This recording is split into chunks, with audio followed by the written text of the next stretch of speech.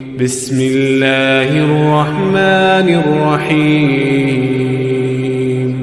نحمدہ ونصلی ونسلم علی رسولہ الکریم اما بعد فاعوذ باللہ من الشیطان الرجیم بسم اللہ الرحمن الرحیم یسألہ من فی السماوات والارض کل یوم هو فی شأن صدق اللہ مولانا العظیم وصدق رسولہ النبی الکریم الامین ونحن علی ذالک من الشاہدین والشاکرین والحمد للہ رب العالمین۔ تمام احباب درود پاک پڑھیے۔ الصلاۃ والسلام علیک یا رسول اللہ وعلی آلک واصحابک وسلم یا نبی اللہ۔ الصلاۃ والسلام علیک یا رسول اللہ وعلی آلک واصحابک وسلم یا حبیب اللہ۔ واجب الاحترام سامعین و حاضرین، آج کے خطبہ جمعۃ المبارک میں چند باتیں جس حوالے سے عرض کرنا چاہتا ہوں وہ یہ ہے کہ اس کائنات،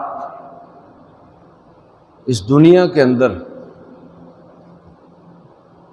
اللہ رب العزت کی ذات، صفات، بادشاہت اور حکم، اس کے علاوہ باقی ہر چیز تغیر پذیر ہے، مسلسل بدلتی ہے۔ البتہ وہ ذات ایسی ہے کہ جس کو نہ کوئی زوال ہے، نہ اس کی صفات کے اندر کبھی تغیر ہوا۔ وہ خالق ہے تو بس وہی خالق ہے، کوئی دوسرا نہیں ہے۔ وہ مالک ہے تو وہی مالک ہے، کوئی دوسرا نہیں ہے۔ وہ رازق ہے تو حقیقی معنوں میں وہی رازق ہے۔ البتہ باقی مخلوق کا معاملہ اور ہے۔ انسان ہر لمحہ تغیر پذیر ہے، معاشرہ اور سوسائٹی ہر لمحہ تغیر پذیر ہے، اس لیے مخلوق کا معاملہ بالکل اور ہے۔ اللہ رب العزت ارشاد فرماتا ہے کہ تلک الایام نداولها بین الناس، یہ دن ہیں جو لوگوں کے درمیان ہم پھیرتے رہتے ہیں۔ ہر لمحہ تغیر، جو کل تک بڑا امیر کبیر تھا غریب ہو گیا، جو طاقتور تھا کمزور ہو گیا، تندرست تھا بیمار ہو گیا، اور جس کو اللہ رب العزت نے کسی آزمائش میں مبتلا کیا تھا اس کو سرخرو کر دیا۔ تو یہ زندگی کے معاملات، معاشرہ اور سوسائٹی، ملک و ملت اور قومیں اسی طرح تغیر کے اندر ہیں، مسلسل اس کیفیت کے اندر ہے۔ البتہ ایک ذات ایسی ہے جو اللہ کی ذات ہے کہ یسألہ من فی السماوات والارض، جو کچھ زمین و آسمان میں ہے سب اسی سے سوال کرنے والے ہیں۔ جو کچھ بھی زمین و آسمان میں ہے سب اسی کے محتاج ہیں۔ کل یوم ہوا فی شان، اور ہر دن ہر لمحہ اس رب کریم کی شان کا، اس کی عظمت کا ظہور ہو رہا ہے، اظہار ہو رہا ہے۔ یہ میں باتیں اس پس منظر میں آپ کی خدمت میں عرض کر رہا ہوں کہ اس وقت پاکستان ایک ملک کی حیثیت سے، پاکستانی قوم اور ہمارا معاشرہ اور سماج ایک بڑی عجیب و غریب کیفیت سے گزر رہا ہے۔ ملک کے اندر حالات جو ہیں وہ آپ کے سامنے ہیں۔ قوم کے اندر جو فرسٹریشن ہے وہ بھی ہمارے سامنے ہے۔ اب ان حالات کے اندر قرآن و سنت میں ہمارے لیے کیا رہنمائی ہے، یہ میں آپ کی خدمت میں عرض کرنا چاہوں گا۔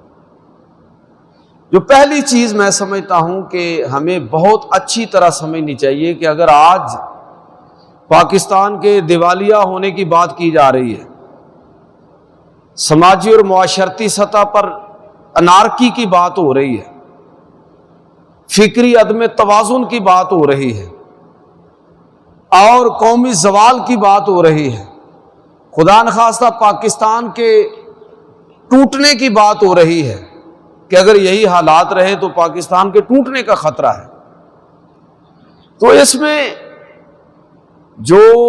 اس میں ہمارا رویہ ہونا چاہیے وہ تو میں بعد میں بات کروں گا، پہلے یہ آپ کی خدمت میں عرض کرنا چاہتا ہوں کہ پہلے بہت اچھی طرح ہمیں یہ بات سمجھنے کی ضرورت ہے کہ اس کا کوئی دوسرا ذمہ دار نہیں ہے۔ یہ بات ذہن میں ہمیں رکھنی چاہیے، اس کا کوئی دوسرا ذمہ دار نہیں ہے۔ امریکہ کو گالیاں دینے کا کوئی فائدہ نہیں ہے، نہ IMF اور نہ ورلڈ بینک اور نہ کوئی اور۔ جب تک کوئی قوم، کوئی فرد خود تباہ ہونے پر نہ تلا ہوا ہو، کوئی کسی کا کچھ نہیں بگاڑ سکتا۔ تو ایک بات تو ہمیں سمجھنی چاہیے کہ اس کے ذمہ دار کوئی اور نہیں ہے، ہم خود ہیں۔ جب بھی اس طرح کا حال کسی قوم کا، کسی امت اور گروہ کا ہوتا ہے تو اس کو اپنے اعمال پر غور کرنا چاہیے، اپنے بارے میں سوچنا چاہیے کہ ہم سے کہاں پر غلطی ہوئی ہے۔ اللہ رب العزت ارشاد فرماتا ہے کہ ان اللہ لا یظلم الناس شیئا ولکن الناس انفسهم یظلمون، کہ اللہ کسی بھی انسان پر اور لوگوں پر ذرا برابر بھی ظلم نہیں کرتا، بلکہ لوگ خود اپنے اوپر ظلم کرتے ہیں، خود اپنے اوپر ظلم کرتے ہیں۔ اور فرمایا وما اصابکم من مصیبت فبما کسبت ایدیکم، کہ تمہیں کوئی بھی جو مصیبت پہنچتی ہے اصل میں تمہارے اپنے ہاتھوں کی کمائی ہوئی ہے نا، کہ اعمالکم امالکم اعمالکم، جو تمہارے امال ہیں، حکمران ہیں، وہ تمہارے اعمال کا نتیجہ ہے۔ تو ہم کسی کو برا تو بعد میں کہیں گے، پہلے اپنے آپ پر غور کریں کہ کہاں ہم سے غلطی ہو رہی ہے، ایک فرد کے طور پر اور ایک قوم کے طور پر۔ یاد رکھیے کہ جب کسی قوم میں اجتماعی سوچ جو ہے وہ غلط دھارے پر چل پڑے تو پھر اس کی توبہ نہیں ہوتی، سزا ہوتی ہے، اور ہم اسی تیزی کے ساتھ اسی طرف بڑھ رہے ہیں۔ اقبال کہتے ہیں نا کہ فطرت افراد سے اغماض بھی کر لیتی ہے مگر کرتی نہیں قوموں کے گناہوں کو معاف۔ اگر فرد غلطی کرے تو معافی ہو سکتی ہے، لیکن اگر ساری قوم ہی اس طرف چل پڑے تو پھر وہ قوم تیار ہو جائے سزا کے لیے۔ اس لیے جو پہلی بات سمجھنے والی ہے وہ یہ ہے کہ اس وقت ہمارا ملک جن حالات سے دوچار ہے، مہنگائی کا جو طوفان برپا ہے، سماجی سطح پر جو ناہمواری ہے، لوگوں کے اندر فرسٹریشن ہے کہ پہلے لوگوں نے سیالکوٹ کے اندر بندہ پکڑ کے مار دیا، پھر یہ ادھر وزیر آباد کے پاس، سودرا کے پاس یہ حادثہ ہوا، سری لنکا کا وہ ایک شخص تھا جس کو لوگوں نے مار دیا اپنے طور پر الزام لگا کے، اور ابھی یہ تازہ گجرانوالہ میں پھر واقعہ ہو گیا۔ یہ کس طرف جا رہے ہیں ہم؟ ہماری سوچ اور فکر کا زاویہ وہ درست کرنے کی ضرورت ہے۔ قومی مزاج کیا بن رہا ہے؟ تو میرے بھائیوں، جو پہلی بات ہے وہ یہ ہے کہ اس انارکی کا کوئی دوسرا ذمہ دار باہر تلاش کرنے کی نہ کوشش کرے، اپنے اندر تلاش کرے، اپنے آپ پر ہم غور کریں کہ ہمارے اندر کیا مسئلہ پیدا ہو چکا ہے۔ اس لیے یہ جب تک ہم اپنی سوچ درست نہیں کریں گے، اپنی غلطیوں کا اعتراف نہیں کریں گے، اعتراف تو بعد میں ہوگا، پہلے اس کا شعور ہونا چاہیے نا کہ مجھ سے کیا غلطی ہو رہی ہے۔ ہمارا حال یہ ہے کہ دوسروں کی غلطیاں تاڑتے رہتے ہیں، دوسروں کو غلط سمجھتے رہتے ہیں، کبھی اس چیز پر غور کرنے کے لیے تیار ہی نہیں ہوئے کہ یار ہو سکتا ہے کسی جگہ میں بھی غلط ہوں۔ جب افراد کا حال یہ ہو اور یہ قومی مزاج کے اندر ڈال جائے تو پھر اللہ تعالیٰ معاف فرمائے، پھر اصلاح کی گنجائش جو ہے نا وہ تھوڑی رہ جاتی ہے۔ اس وقت ہمارے اندر یہی صورتحال ہے۔ تو لہٰذا پہلی بات تو میں آپ کی خدمت میں یہ عرض کرنا چاہتا ہوں کہ ہم یہ سمجھیں کہ جو اس وقت حالات ہیں اس میں ہم سے غلطیاں ہوں گی، ان کو ٹھیک کرنے کی کوشش کریں۔ قرآن مجید فرقان حمید نے اس طرح کے واقعات اور قوموں کو جو مختلف آزمائشیں جن کا تذکرہ قرآن مجید کے اندر ہے ان کو عبرت کے طور پر ذکر کیا ہے، توجہ دلائی ہے کہ یہ جو قوموں کی زندگی میں آزمائشیں آتی ہیں، واقعات آتے ہیں، ان میں دوسرے لوگوں کے لیے بڑی سیکھنے اور سمجھنے والی باتیں ہیں۔ یہ غزوہ بدر کے بعد، غزوہ بدر کا جہاں تذکرہ ہوا ہے سورہ آل عمران کے اندر، تو آخر میں اللہ رب العزت نے مخاطب کیا قیامت تک آنے والے انسانوں کو اور اس وقت خاص طور پر قریش کو کہ یہ جو کچھ تمہارے ساتھ ہوا ہے، ان فی ذالک لعبرۃ لأولی الابصار، اس میں بصیرت رکھنے والوں کے لیے اس میں بہت بڑا سبق ہے۔ اب بھی تم ٹھیک ہو جاؤ، اب بھی سمجھ جاؤ۔ اللہ کے رسول صلی اللہ علیہ وسلم یہی ان کو بار بار بتاتے رہے۔ یہودیوں کا قبیلہ بنو نذیر جب جلا وطن کیا گیا مدینہ سے، واقعات وہ آپ نے تاریخ میں پڑھے ہیں، وہ طویل بات ہے، تو ان کی جلا وطنی پر تبصرہ کرتے ہوئے قرآن مجید کے اندر اللہ رب العزت ارشاد فرماتا ہے فَاعْتَبِرُوا یا اولی الابصار، اے عقل والو اس میں تمہارے لیے عبرت ہے، تمہارے لیے بات سمجھنے والی ہے، بہت ساری چیزیں تمہارے لیے سیکھنے والی ہیں کہ اگر کوئی قوم سبق نہیں لیتی، اللہ کی طرف سے نازل کردہ احکام کی خلاف ورزی کرتی ہے، فطرت کی پکار کو نہیں سنتی، اللہ کے حکم کو نظر انداز کرتی ہے، تو پھر اللہ رب العزت اس قوم کو اسی طرح ذلیل و رسوا کرتا ہے۔ لہذا عقل مندی کا تقاضا یہ ہے کہ ہمیں اپنی غلطیوں کا شعور ہو اور اس سے ہم سبق لیں اور عبرت پکڑیں۔ اگلا کام پھر یہ ہے کہ پھر ہم عبرت پکڑنے کے بعد اس غلطی کو دہرانے سے اجتناب کریں۔ اللہ کے نبی صلی اللہ علیہ وسلم نے ارشاد فرمایا کہ لا یلدغ المؤمن من جوہر واحد مرتین، کہ جو سیانہ بندہ ہوتا ہے نا، عقل مند ہوتا ہے، دانش والا ہوتا ہے، ایک سوراخ سے دوبارہ نہیں ڈسا جاتا۔ ایک غلطی ہو گئی، اگر غلطی در غلطی کرتا چلا جائے تو یہ جرم شمار ہوگا۔ قدرت اور فطرت کبھی نہ انسان کو انفرادی طور پر اور نہ ہی کسی قوم کو کسی ایک غلطی پر سزا نہیں دیتی، موقع دیتی ہے۔ اللہ رب العزت قوموں کو بھی مواقع دیتا ہے اور افراد کو بھی مواقع دیتا ہے۔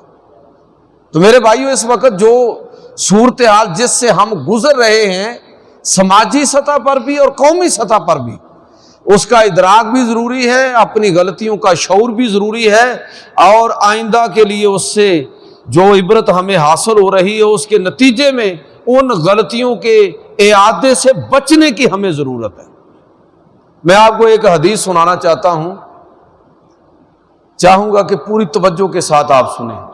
اللہ کے پیغمبر صلی اللہ علیہ وسلم نے قوموں کے عروج و زوال، ان کی عزت اور ذلت، ان کی فتح اور شکست، ان کی کامیابی اور ناکامی، آپ نے اس حدیث پاک کے اندر وہ بیان فرما دی کہ جب اللہ رب العزت، حضرت عبداللہ ابن عمر رضی اللہ تعالیٰ عنہ روایت کرتے ہیں، اور یہ سنن ابن ماجہ کی حدیث نمبر 4019 ہے، جس کا خلاصہ میں آپ کو سنا رہا ہوں کہ حضور سید عالم صلی اللہ علیہ وسلم نے ارشاد فرمایا کہ جب کسی قوم کے اندر 5 چیزیں پائی جائیں تو اللہ اس قوم کو ذلیل و رسوا کر دیتا ہے۔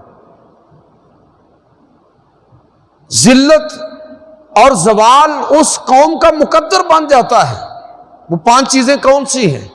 نبی کریم صلی اللہ علیہ وسلم نے ارشاد فرمایا، پہلی چیز، جب کسی قوم کے اندر اعلانیہ بدکاری، بے حیائی اور بے شرمیاں یہ فروغ پانے لگے تو پھر اللہ رب العزت اس قوم اور معاشرے کے اندر طاعون اور ایسی بیماریاں بھیجتا ہے کہ جس سے لوگ واقف ہی نہیں ہوتے۔ یہ کرونا کا نام کبھی لوگوں نے سنا تھا؟ پوری دنیا اس کی لپیٹ کے اندر آئی۔ حضور نے فرمایا کہ اللہ ایسی بیماریاں بھیجتا ہے کہ لوگ ان سے واقف ہی نہیں ہوتے۔ دوسری چیز آپ نے یہ فرمائی کہ جب کسی قوم کے اندر لوگ ناپ تول میں کمی بیشی کرنے لگے، یہ قومی مزاج بن جائے، 2 نمبری قومی مزاج بن جائے، اللہ تعالی ہمیں معاف فرمائے۔ میں سب کی بات نہیں کرتا، عمومی طور پر حال یہ ہے کہ ہم میں سے ہر شخص حسب توفیق بے ایمانی پر تلا ہوا ہے۔ بس کسی کو موقع نہیں ملا تو وہ ایک ایماندار آدمی ہے، وہ ایک شریف آدمی ہے، ورنہ یہ ہے کہ سب اس کوشش میں لگے ہوئے ہیں کہ کہاں پر کرپشن کی جا سکتی ہے۔ رونا روتے ہیں یہ حکمران بڑے بے ایمان ہیں۔ بھئی وہ بے ایمان ہیں، ہماری بے ایمانیوں کا نتیجہ ہے۔ اگر ہم ایماندار ہوں تو میں آپ کو یقین دلاتا ہوں کہ یہ بھی ایماندار ہوں گے۔ نبی کریم صلی اللہ علیہ وسلم نے فرمایا کہ جب دوسری چیز یہ ہے کہ جب کسی قوم کے اندر ناپ تول میں کمی آ جائے، قومی مزاج بن جائے، اوپر لکھ کے لکھایا ہوتا ہے کہ من غش فلیس منا، جس نے ملاوٹ کی وہ ہم میں سے نہیں، لکھا ہوتا ہے بڑا جلی حروف سے، اور نیچے ساری ملاوٹیں ہو رہی۔ بے ایمانی اور کرپشن کے پیسوں سے جائیدادیں کھڑی کی ہوئی ہیں اور اوپر لکھا ھذا من فضل ربی، یہ خدا اور رسول کی حکم اور ان آیات کی توہین ہے۔ پتہ ہے اس بندے کو لوٹ مار کر کے حج پر جا رہا ہے اور توبہ کر رہا ہے، بھی توبہ نہیں ہے اس کی۔ یہ ایسے جرائم ہیں کہ جن کی کوئی توبہ نہیں ہے، اس کی صرف تلافی ہو سکتی ہے، یا اس کی تلافی کریں یا سزا کے لیے تیار ہو جائیں۔ اگر یہ فرد کا معاملہ ہے تو وہ تیار ہو جائے، اور اگر قوم کا معاملہ ہے تو وہ من حیث القوم اس کی سزا بھگتنے کے لیے تیار ہو جائے۔ نبی کریم صلی اللہ علیہ وسلم فرمایا کہ تیسری چیز کہ جب کسی قوم کے اندر زکوٰۃ ادا کرنے کا شوق اور ذوق ہی ختم ہو جائے۔ ایک حدیث میں تو یہ ہے کہ میری امت کا معاملہ ٹھیک رہے گا جب تک کہ لوگ زکوٰۃ کو تاوان نہ سمجھنے لگے، کہ لوگوں کو زکوٰۃ دینی ہے تو ایسے سمجھتے جیسے زکوٰۃ نہیں بلکہ تاوان دے رہا ہے۔ اسی لیے حضور صلی اللہ علیہ وسلم نے فرمایا کہ اتنا اللہ کے راستے میں خرچ کرو کہ تمہیں تکلیف ہونے لگے۔ وہ تکلیف کیسے ہوتی ہے؟ زکوٰۃ دیں اور اس کے علاوہ دیتے رہیں، حتیٰ کہ آپ کو پلٹ کر دیکھنا پڑے کہ پیچھے گنجائش بھی ہے کہ نہیں ہے۔ یہ ہے تکلیف۔ اتنا اللہ کے راستے میں دیں، جتنی اللہ نے فرض کیا اس سے بڑھ جائیں، آگے نکل جائیں۔ چوتھی چیز حضور سید عالم صلی اللہ علیہ وسلم فرمایا کہ اس قوم کو اور اس معاشرے کو اللہ زوال کا شکار کر دیتا ہے اور اپنے عذاب کی لپیٹ میں لیتا ہے جو خدا اور رسولوں سے کیے ہوئے وعدوں کو اور عہد کو توڑ دے۔ اللہ کے ساتھ عہد کیا ہے؟ اللہ کے ساتھ عہد وہ دین اسلام ہے جس کے بارے میں اللہ رب العزت واضح طور پر ارشاد فرماتا ہے کہ ان الدین عند اللہ الاسلام۔ اللہ کے ہاں دین کا مطلب ہوتا ہے وے آف لائف، زندگی گزارنے کا ڈھنگ، نظام حیات۔ ہم نے دین کا مطلب پتہ ہے کیا سمجھا؟ ہم نے سمجھا کہ دین کا ترجمہ یہ ہے کہ میں اور آپ جمعہ پڑھ لیا کریں اور نمازیں ادا کر لیں، حج اور عمرہ بھی کر لیں تو کافی ہو جائے گا، بس یہ دین ہے۔ بھائی یہ دین کا جز ہے، دین کل کا نام ہے۔ وہ کل کیا ہے؟ کہ میری اور آپ کی پوری زندگی دین کے مطابق ہو، ہماری معیشت، ہماری سیاست، ہمارا اخلاق، ہمارا کردار، ہماری پوری زندگی وہ دین کے مطابق ہو۔ یہ ہم نے اپنے رب سے عہد کیا ہے۔ جب اس دین کو ہم نے قبول کیا تو ہم نے اپنے رب سے یہ عہد کیا تھا، اور اللہ نے بھی اعلان کر دیا کہ وَمَن يَبْتَغِ غَيْرَ الْإِسْلَامِ دِينًا فَلَن يُقْبَلَ مِنْهُ، کہ جس شخص نے اس دین کو چھوڑ کر کسی اور طریقہ زندگی کو اپنایا اور اپنی زندگی کو اس کے مطابق ڈالا قیامت کے دن ہم اس کا کوئی عذر قبول نہیں کریں گے، وہ قبول نہیں کیا جائے گا اس سے۔ پانچویں چیز اللہ کے پیغمبر صلی اللہ علیہ وسلم نے فرمائی کہ وہ قوم جو اللہ کی حدود کو نافذ کرنے سے احتراز کرے، سزا پھر اللہ کیا دیتا ہے؟ حضور نے فرمایا کہ پھر جب کوئی قوم حدود اللہ سے پیچھے ہٹ جاتی ہے تو اللہ رب العزت ان کو آپس کی لڑائیوں کے اندر الجھا دیتا ہے۔ اور آپ دیکھ لیں کہ حدود اللہ کا نفاذ نہیں ہے۔ آپ اپنے معاشرے کو دیکھیں، پاکستان کو دیکھیں، حدود اللہ کا نفاذ نہیں ہے، نتیجہ اس کا سامنے کہ لوگ خود ہی عدل کرنے بیٹھ جاتے ہیں۔ کسی کا قتل ہو گیا، اس کو پتہ ہے کہ انصاف تو ملنا نہیں ہے، عدالتی نظام ایسا ہے، وکیل ایسے ایسے گھیرے ڈالیں گے، جج ایسے ایسے نقطے اخذ کریں گے کہ سال ہا سال تو یہی ثابت ہونے میں لگ جائے گا کہ یہ قتل ہوا بھی ہے کہ نہیں ہوا، اور باقائمی ہوش و حواس کیا گیا ہے یا کسی اور کیفیت میں۔ اس کے بعد گواہوں پر جرا ہے، اس کے بعد اپیلیں ہیں، وہ ساری زندگی اسر میں گزر جاتی ہے۔ لوگ خود انصاف لینے کے لیے آپس میں پھر قتل در قتل۔ حضور نے فرمایا کہ جب کوئی قوم حدود اللہ سے پیچھے ہٹتی ہے تو اللہ اس کو سزا یہ دیتا ہے کہ وہ آپس میں لڑنے لگتے ہیں۔ اس وقت آپ دیکھ لیں کہ سماجی سطح پر جو انتشار ہے وہ اسی سبب سے ہے، جو ہمارا سماجی زوال ہے وہ اسی سبب سے ہے۔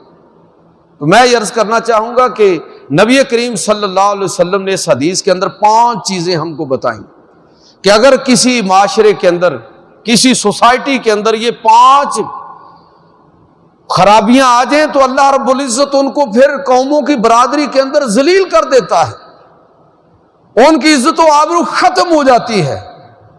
پہلی یہ کہ ان کے اندر اعلانیہ بے حیائی ہو، دوسرا یہ ہے کہ ان کے اندر ناپ تول میں کمی ہو، تیسرا یہ ہے کہ زکوٰۃ ادا کرنا ان کو بوجھ لگنے لگے، چوتھا یہ ہے کہ اللہ اور اللہ کے رسول کے ساتھ کیے ہوئے عہد کو توڑ دے، اور پانچواں یہ ہے کہ اللہ کی حدود کے نفاذ میں سستی اور کاہلی کا مظاہرہ کریں۔ اگر کسی قوم کے اندر یہ ساری باتیں پائی گئیں تو اب اس کے زوال کو روکنا ممکن نہیں ہے۔ ہمیں پاکستانی معاشرے کو، اپنے معاشرے کو اسی پس منظر میں دیکھنا ہے۔ اب آگے بڑھیے کہ جب میں اور آپ شعوری طور پر سمجھ رہے ہیں کہ ان خرابیوں میں سے کتنی خرابیوں کا میں انفرادی طور پر ذمہ دار ہوں اور کتنی خرابیوں کا ہم من حیث القوم ذمہ دار ہیں، تو اب اس کا حل کیا ہے؟ ایک جملے میں اگر بات کروں تو اس کا حل یہ ہے کہ میں اور آپ اپنی غلطیوں کا اعتراف، اپنی غلطیوں کا شعوری ادراک کرنے کے بعد اللہ کی طرف رجوع کریں۔ اللہ رب العزت جب کسی قوم کو آزمائشوں کے اندر مبتلا کرتا ہے اور ان پر کوئی مصیبت آتی ہے اور عذاب ان پر منڈلانے لگتا ہے تو اللہ رب العزت اس عذاب کو ٹال دیتا ہے جب قوم اپنی غلطیوں کا اعتراف کر لیتی ہے۔ آپ دیکھیں یہ واقعہ قرآن پاک میں آپ نے پڑھا ہے کہ حضرت یونس علیہ السلام کی قوم انکار کیا، وعید آئی، پیغمبر نے علاقہ چھوڑ دیا، اللہ کا عذاب آثار ظاہر ہوئے، عذاب سامنے نظر آ رہا ہے کہ بس اب تباہی ہوئی کہ اب ساری قوم باہر نکل کھڑی، ساری قوم نے اجتماعی توبہ کی، اللہ کی طرف رجوع کیا۔ اس کا نتیجہ یہ ہے کہ جو عذاب سامنے منڈلا رہا تھا وہ عذاب ٹل گیا اور اللہ نے ان کو سرخرو کر دیا، اور پیغمبر کو حکم ہوا کہ آپ واپس جائیں، اور ان کی توبہ قبول ہوئی، آپ ان کے اندر اپنے مشن کو جاری رکھیں۔ اس وقت جو ہمیں سماجی سطح پر حالات، جن حالات کا سامنا ہے، اور ملکی سطح پر جو انارکی ہے اور جو افراتفری پھیلی ہوئی ہے اور لوگ آپس میں لڑ رہے ہیں، جھگڑ رہے ہیں اور مر رہے ہیں، یہ زوال کی نشانی ہے۔ اس زوال سے نکلنے کا طریقہ تو یہی ہے کہ ہم شعوری طور پر اپنی غلطیوں کا اعتراف کر کے اللہ کی طرف رجوع کریں۔ جب ہم رجوع کریں گے تو اس کے بعد اللہ رب العزت ہمیں ہمارے رویے کے نتیجے میں، ہمارے اعمال کے نتیجے میں دوبارہ ہمیں پھر سرخرو فرمائے گا۔ اس کے لیے کیا طریقہ ہو سکتا ہے، وہ چند باتیں میں آخر میں عرض کرنا چاہتا ہوں کہ اگر میں اور آپ چاہتے ہیں کہ اگر بحیثیت فرد میں مشکلات کا شکار ہوں یا ہم من حیث القوم مشکلات کا شکار ہیں، تو پھر پہلا کام تو ہمیں یہ کرنا چاہیے کہ جب ہم نے اعتراف کر لیا، غلطی مان لی، تلافی کرنا چاہتے ہیں تو اپنی سوچ کو مثبت کریں۔ یہ آپ غور کریں کہ قرآن مجید نے بار بار یہ بات کیوں کی ہے کہ ایاکم والظن، کہ بدگمانی سے بچو، تجسس نہ کرو، ٹو نہ لگاؤ۔ یہ ان چیزوں سے منع کیا۔ پازیٹیو اپروچ رکھو، مثبت سوچ رکھو۔ اگر زندگی میں کامیاب ہونا ہے، یہ دوسروں کی ٹانگیں کھینچنے کی بات ختم کر دو، اس کا کوئی فائدہ نہیں ہے۔ بھئی جب مجھے اور آپ کو یہ یقین ہے کہ میرے کرنے سے میں اگر کسی کا کتنا ہی برا کیوں نہ چاہوں نہیں ہوگا، اگر اللہ کو منظور نہیں ہے تو مجھے کیا ضرورت ہے اس طرف لگنے کی؟ کیوں میں اپنی سوچ کو منفی کیوں رکھوں؟ مثبت سوچ کے ساتھ آگے بڑھیے۔ اسلام نے یہی ہماری تربیت کی ہے کہ آپ مثبت سوچ رکھیں اور اپنی تربیت خود کریں۔ ایک بکاری مانگ رہا تھا نا، تو ایک آدمی، آپ جیسا کوئی عقل مند آدمی آیا، اس نے کہا کہ یہ کیا کر رہے ہو، ہٹے کٹے ہو، ٹھیک ٹھاک ہو، تمہارے پاس تو بڑی بڑی قیمتی چیزیں ہیں۔ اس نے کہا میرے پاس تو کچھ بھی نہیں ہے۔ اس نے کہا کہ اگر میں تم سے کچھ چیزیں مانگ لوں اور بدلے میں تمہیں 50,000 روپیہ دے دوں تو کیا ٹھیک ہے؟ اس نے کہا جی ٹھیک ہے۔ اس نے کہا کہ اچھا۔ اس نے سمجھا، اس نے جلدی جلدی وہ اپنا وہ جو اس کے پاس تھیلا تھا وہ اتارا کہ شاید میرے پاس تو دیکھے جی کچھ بھی نہیں ہے۔ تو وہ آپ کی طرح کا جو عقل مند اور دانا آدمی تھا، اس نے کہا کہ تمہارے پاس دیکھو 2 ہاتھ ہیں، میں 20,000 میں 1 ہاتھ خریدنا چاہتا ہوں، تو بیچنے کے لیے تیار ہو؟ اس نے کہا نہیں میں تو ایسا نہیں کر سکتا۔ 2 آنکھیں ہیں، 10,000 کی 1 آنکھ ہی دے دو۔ 2 ٹانگیں ہیں، 20,000 کی 1 ٹانگ ہی مجھے دے دو۔ کہنا نہیں جی یہ میں اس طرح کا سودا نہیں کر سکتا۔ وہ کہنے لگا کہ اللہ کے بندے، تیرے پاس کتنی قیمتی چیزیں ہیں، میں نے تو تھوڑی سی قیمت لگائی ہے، تیرے پاس 1 نہیں 2 چیزیں ہیں، اور نہ معلوم اور کتنی نعمتیں ہیں تیرے پاس، ان کو بروئے کار لاؤ، یہ بہت قیمتی چیزیں ہیں تیرے پاس، کیوں در در پھر رہے ہو؟ اگر سوچ مثبت ہو، نیگیٹو اپروچ نہ آدمی رکھتا ہو، تو زندگی میں آگے بڑھنے کے لیے بہت کچھ آدمی کو سمجھ آ جاتا ہے۔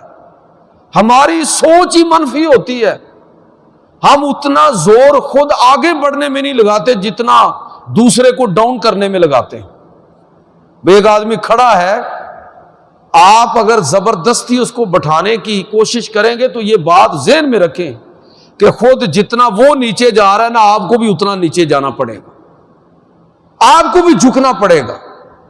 تو مت کریں یہ کام، مثبت سوچ کے ساتھ آگے بڑھیے۔ اسلام نے ہماری یہی تربیت کی ہے کہ فرد کی حیثیت سے اور قوم کی حیثیت سے آپ نیگیٹو اپروچ ختم کر دیں، مثبت سوچ کے ساتھ آگے بڑھیں۔ جب آپ اس انداز میں سوچیں گے تو پھر آپ کے لیے آگے بڑھنے کے مواقع اور راستے خود بخود پیدا ہو جائیں گے۔ میں نے ایک جگہ پڑھا کہ یہ بہت بڑا نامور صحافی ہندوستان ٹائمز کا خشونت سنگھ، اس نے جاپان کا دورہ کیا، اور اس کے تاثرات میں اس نے لکھا کہ میں بڑا حیران ہوا کہ وہاں پر جس طرح ہم ہر معاملے میں امریکہ کو گالیاں دیتے ہیں۔ بھئی امریکہ میں کہتا ہے کہ آپ دودھ میں پانی ملاؤ، یہ امریکہ میں کہتا ہے کہ آپ اپنے معاملات کے اندر بے ایمانی کریں، یورپ کو گالیاں، امریکہ کو گالیاں، اسرائیل کو گالیاں، انڈیا کو گالیاں، میچ ہو جائے پتہ نہیں قوم کو کیا ہو جاتا ہے، کھیل کو کھیل سمجھنے کی بجائے لوگ جنگ سمجھتے ہیں، اور اس میں پتہ نہیں کیا کیا ہو جاتا ہے، اللہ ہی معاف کرے، سوچ یہ عجیب و غریب ہے۔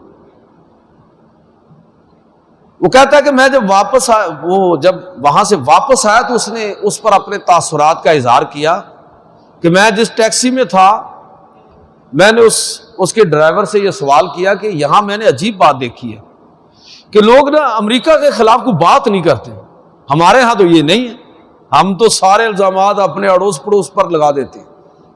جس طرح ہم میں سے ہر شخص کو عادت یہ ہے کہ جو بھی ہم نے جرم کرنا ہے نا، جو بھی گناہ کرنا ہے، آخر میں شیطان کے کھاتے میں ڈالنا ہے، بس جی شیطان نے گمراہ کر دیا تھا۔ وہ ایسے لوگ قیامت کے دن بھی ایسے ہی کہیں گے، قرآن پاک میں ہے کہ لوگ کہیں گے کہ یا الہی ہمارا تو کوئی قصور ہی نہیں تھا، شیطان نے ہمیں گمراہ کیا۔ اللہ تعالیٰ شیطان کو بلائے گا، ادھر آؤ بھائی، ذرا ادھر آ جاؤ، یہ اس کو تم نے گمراہ کیا تھا۔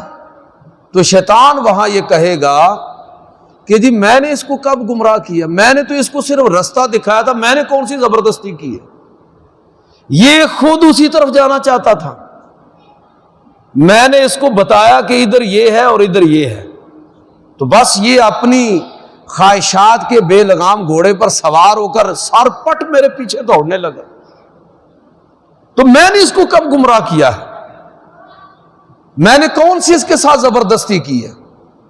مت ڈالیں ہر چیز شیطان کے کھاتے میں ڈال دیں، ہر چیز امریکہ کے کھاتے میں ڈال دیں، ہر چیز دوسروں کے کھاتے میں ڈال دیں، اپنی تربیت خود کریں، ہم اپنی سوچ کو مثبت رکھیں۔ تو وہ کہتا ہے کہ میں نے اس سے سوال کیا کہ یہ یہاں لوگ امریکہ کو برا نہیں سمجھتے، حالانکہ اس نے تمہارے دوسری جنگ عظیم میں، آپ تاریخ پر نظر رکھنے والے لوگ جانتے ہیں کہ جاپان کی تباہی کر دی، اس نے 2 شہر تباہ ہو گئے جو بڑے صنعتی شہر تھے، ناگاساکی اور ہیروشیما۔ تو کہتا کہ اس کے جواب نے مجھے حیرت زدہ کر دی، اس نے کہا نہیں، اس میں امریکہ کا کوئی قصور نہیں ہے، بلکہ اس میں ہم سے غلطی ہوئی تھی، پرل ہاربر پر حملہ ہم نے پہلے کیا تھا۔ جن لوگوں کی تاریخ پر نظر ہے وہ جانتے ہیں کہ یہ جاپان نے پہلے امریکی بحری اڈے پر یہ حملہ کیا اور اس کا بڑا زبردست نقصان ہوا تھا، اس کے رد عمل میں پھر یہ سارا معاملہ ہوا۔ تو وہ ٹیکسی ڈرائیور کہنے لگا کہ ہم نے زیادتی کی تھی، وہ تو جنگ میں شریک نہیں تھا، صرف شروع میں اسلحہ دے رہا تھا، لیکن اس کے بعد وہ باقاعدہ جنگ میں کودا، اور اس نے تو ہم پر بم پھینکنے سے پہلے ہمیں وارننگ دی تھی کہ ہتھیار ڈال دو ورنہ میں تم پر ایٹم بم گرا دوں گا، اور ہم نے اس کو مذاق سمجھا تھا۔ آج وہ ہمارا دوست ہے، بات ختم ہو گئی۔ میں بات یہ عرض کرنا چاہتا ہوں کہ اس سے آپ اندازہ کیجئے کہ آپ اپنے کتنے بڑے دشمن کو بھی بسا اوقات ایک جملے کے ساتھ سرنگوں کر سکتے ہیں، اپنا دوست بنا سکتے ہیں۔ مکہ فتح ہوا، خود حضرت عتاب بن اسید رضی اللہ تعالیٰ عنہ یہ بیان کرتے ہیں، ابھی مسلمان نہیں ہوئے تھے، کہتے ہیں کہ مکہ فتح ہوا اور حضور خطبہ دے رہے تھے اور سامنے سارے لوگ بیٹھے ہوئے ہیں، سارے لوگ سامنے موجود ہیں۔ تو کہتے ہیں کہ اتنی دیر میں حضور نے حکم دیا کہ بلال بیت اللہ پہ چھت پر چلے جاؤ اور اذان دو۔ تو کہتے ہیں جب وہ اذان دے رہے تھے میرے ذہن میں آ رہا تھا کہ دیکھو یہ بڑا تحقیر آمیز لفظ کہ اس حبشی کوے کو یہاں پر کھڑا کر دی۔ میں اسی طرح کی باتیں مسلسل سوچ رہا تھا کہ اچانک اللہ کے نبی نے ہمارے لیے معافی کا اعلان کیا، اور خود ان کو اسی صحابی کو حضور نے اعلان فرمایا کہ ہم آگے حنین کی طرف جا رہے ہیں، اور آج کے بعد عتاب بن اسید جو ہیں یہ مکہ کے گورنر ہوں گے۔ کہتے ہیں کہ بس میری تو بس ہو گئی۔ آپ اپنے طاقتور ترین دشمن کو اپنا دوست بنا سکتے ہیں، نفرت ختم کر کے مثبت انداز میں آگے بڑھ سکتے ہیں۔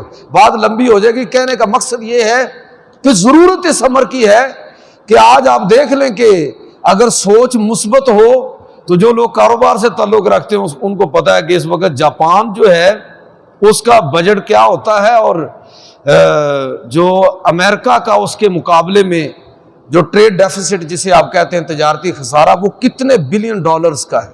اس کے مقابلے میں جاپان بہت اچھی پوزیشن میں ہے، دوسری جنگ عظیم میں شکست کھانے کے باوجود۔ میں کہنا یہ چاہتا ہوں کہ قومی سطح پر بھی اپنی سوچ کو مثبت بنائیں، اور خدا کے لیے اپنے خاندان میں، اپنے گلی محلے میں، اپنے شہر میں اپنی سوچ کو ٹھیک رکھیں، اس کی برکتیں ہمیں نصیب ہوں گی۔ اللہ کے نبی صلی اللہ علیہ وسلم نے ایسے پورا عرب جو ہے آپ کے زیر نگی ہوا کہ جس کی انسانی تاریخ میں کوئی دوسری مثال ہی نہیں ہے کہ اتنے مختصر وقت میں اتنا بڑا انقلاب کیسے برپا ہو گیا۔